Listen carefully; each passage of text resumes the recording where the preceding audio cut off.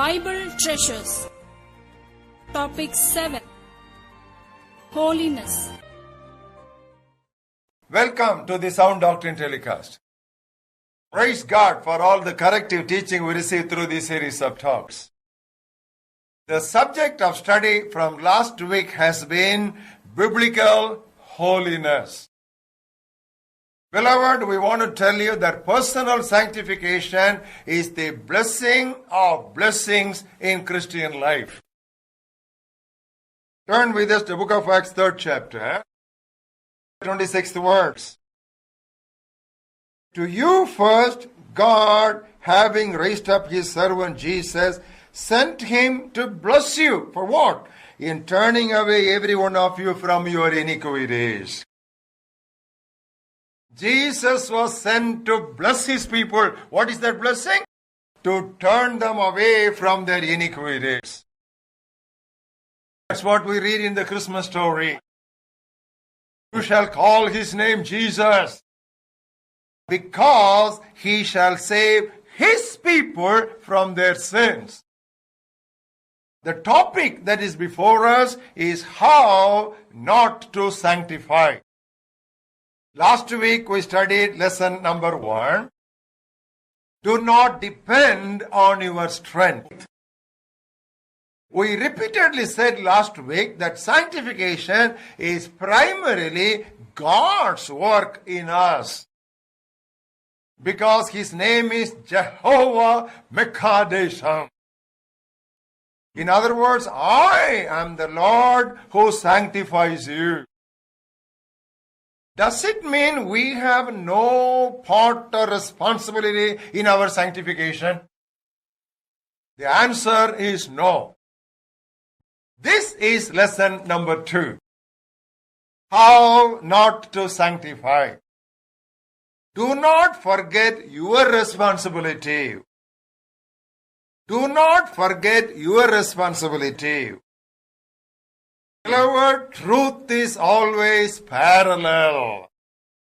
It always got two sides. Biblical holiness, beloved, is a balance between God's sovereignty and man's responsibility. Leaving one for the other will always take us off the track. The Bible abounds with passages to teach us the truth that God's sovereignty and man's responsibility should go hand in hand, especially in the matter of our personal sanctification. Let's begin with the passage we studied last week, Leviticus 20th chapter. We look at verses 7 and 8. There it says towards the end of the 8th verse, I am the Lord who sanctifies you. How does the 7th verse begin? Sanctify yourselves therefore and be holy, because I am the Lord your God. Are you able to see both sides of the truth? I am the Lord who sanctifies you. Because I am the Lord your God, you sanctify yourself. The truth is so beautifully brought together in an agricultural format in book of Hosea, 10th chapter, look at the 12th verse. Sow for yourself righteousness and reap in mercy. Break up your fallow ground. It is time to seek the Lord till he comes and rains righteousness upon you. What is our part? Sowing righteousness. What is God's part? Showering righteousness. Are you able to see both of them put together? We'll go to a very classic passage in book of Ephesians, 2nd chapter, where salvation is presented as a pure gift from God. Verses 8 and 9 of 2nd chapter. By grace you have been saved through faith, that it is not of yourselves, it is a gift of God. Not of works, lest anyone should boast. Keep that verse on one side. Now come to the 13th chapter of Luke's Gospel. We'll read verses 23 and 24. Then one said to Jesus, Lord, are there few who are saved? And he said to them, strive to enter through the narrow gate.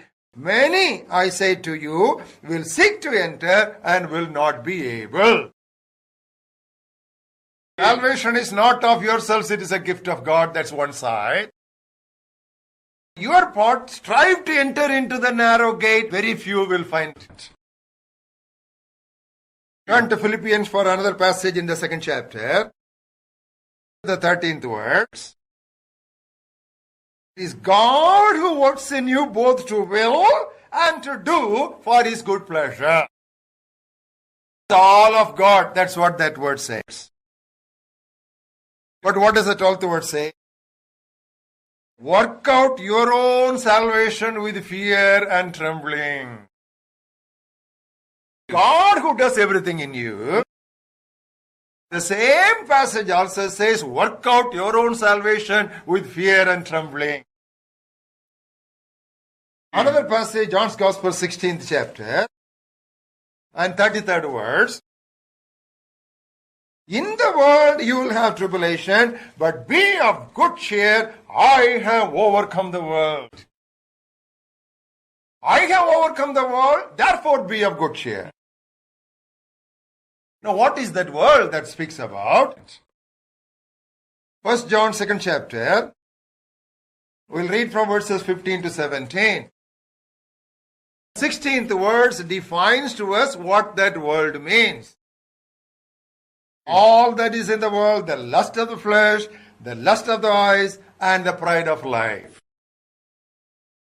In other words, Jesus has overcome the world, so we can be cheerful. And at the same time, there is a responsibility on us to overcome the lust of the flesh, the lust of eyes, and pride of life, which constitute that world. I want to make a statement which perhaps is a good news for all the Christians. A Christian does not struggle towards a possible victory. Rather, he proceeds from a victory that is already won. That's a real good news for us when we talk about personal sanctification. Now that's what we will share with Christ when we overcome. Revelation 3rd chapter and 21st verse. To him who overcomes, I will grant to sit with me on my throne, as I also overcame and sat down with my Father on his throne. I overcame and sat with the Father. And if you overcome, you will sit with me on the throne. Are you able to balance between God's part and our part, and God's work and our responsibility in this personal sanctification? We want to look at a few more passages and explain this truth as much as we can. Turn with us to the book of Romans 6th chapter. You know what is the summary of Romans 6, 7 and 8? Christ's victory is our victory. How does that become practically possible? That's what Paul explains in Romans 6 chapter 11, 12 and 13. The first step, reckon yourselves to be dead to sin. Step number 2, do not let sin reign in your mortal body, that you should obey in its lust. And step number 3, look at the 13th verse. Present your members alive unto God for righteousness. 3 steps are given here. Reckon that you are dead with Christ. Resist the lusts that come against you. And step number 3, present your organs unto God as instruments of righteousness. What is the meaning of reckon yourselves to be dead to sin? Christ died, I died with him. Christ was buried, I was buried with him. Christ rose again, I was raised again. Christ ascended and is seated on the right hand of God. I am seated with him in heavenly places. In other words, this is the meaning of total identification with Christ. Now, what is the end of all this? This is called the road to sanctification. And what will be the ultimate that we will receive? That is promised to us in verse 22. Having been set free from sin and having become slaves to God, you have your fruit to holiness and the end, everlasting life. That fruit of holiness is what Canaan is. And end is everlasting life, that is heaven. That is why we said Canaan speaks about our victorious life with Christ here on earth. At this point, we want to explain to you another vital truth.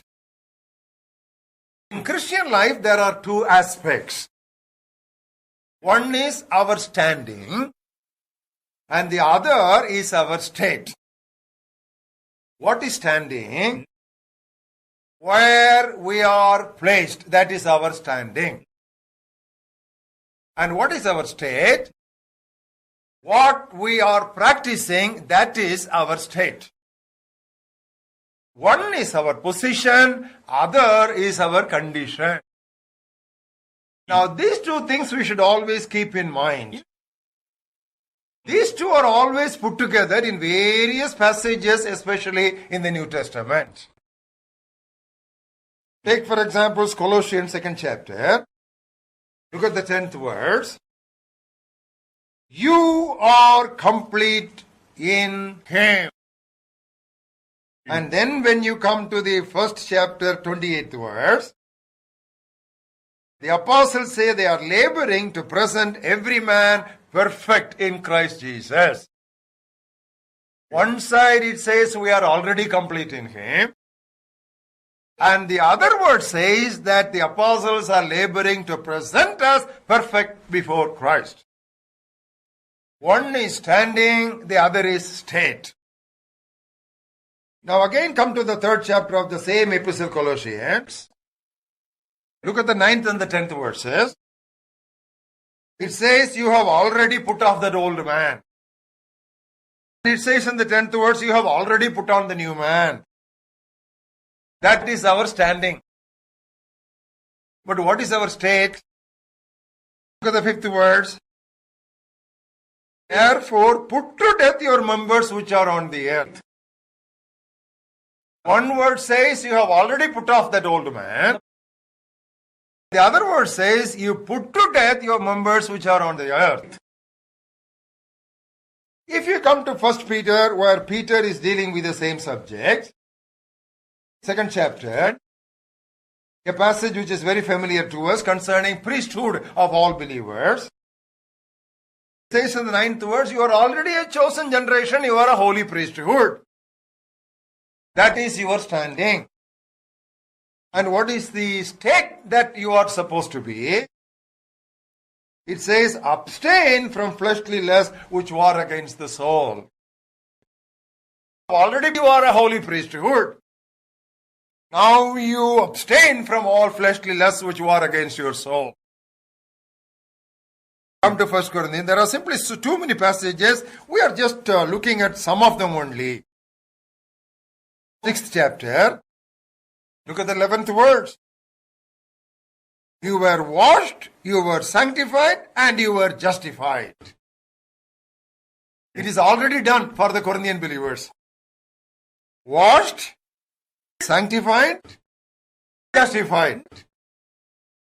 The next verse says, I will not be brought under the addiction of anything.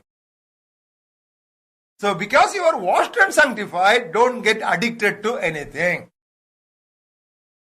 Now if you read the opening verses of the epistle to the Corinthians, it says to those who are at Corinth who are sanctified. But you know how many carnal sins were found in the church. One is standing, the other is state. In other words, all the children of God are saints, and they must walk saintly. Once again, all of God's children are saints. As saints, they must walk saintly. God's part is that He saves us by His grace, and our part is that we deny all ungodliness, all lust that war against our soul. Only then we shall become ready for His return. The promises of God are plenty, and they are simply too high and too much and too large and too big for our personal sanctification. That's what we read in the second epistle of Peter, the first chapter. We read in verses 3 and 4. It says, exceedingly great and precious promises are given to us. What for? So that we shall participate in divine nature. And for this reason, what we should do? Look at the 5th verse. For this very reason, you add to your faith virtue, to virtue knowledge, and so on and so forth. Already promises of God are exceedingly great for us to partake of divine nature. But must actively add one to the other, and we should keep on building our blocks of holiness. Turn with us to Ephesians 5th chapter 14th verse. And it says, awake, you who sleep. And it says, arise from the dead. Awaking and arising, that is your responsibility. When you do that, Christ will give you light. See that our responsibility in God's work in us. Beloved, God possesses us to the extent we yield to Him. That's what exactly Apostle Paul testifies. What I have committed to Him, I know He is able to keep until that day. As we come to 1 John 3rd chapter, perhaps this truth reaches its climax. Second verse. Beloved, now we are children of God, and it has not yet been revealed what we shall be, but we know that when He is revealed, we shall be like Him, for we shall see Him as He is. That's a blessing, that's a privilege. Look at the third verse. Everyone who has this hope in himself purifies himself just as he is pure. That's what John writes in the 5th chapter also. Look at the 18th verse. He who has been born of God keeps himself. That is our responsibility. And the wicked one does not touch him. Now, in conclusion, we want to make a few statements. This is actually a quote from A.W. Tozer. Every man is as holy as he really wants to be. Another statement. Without God, I cannot. Without me, God will not. How not to sanctify? Do not forget your responsibility. God bless you.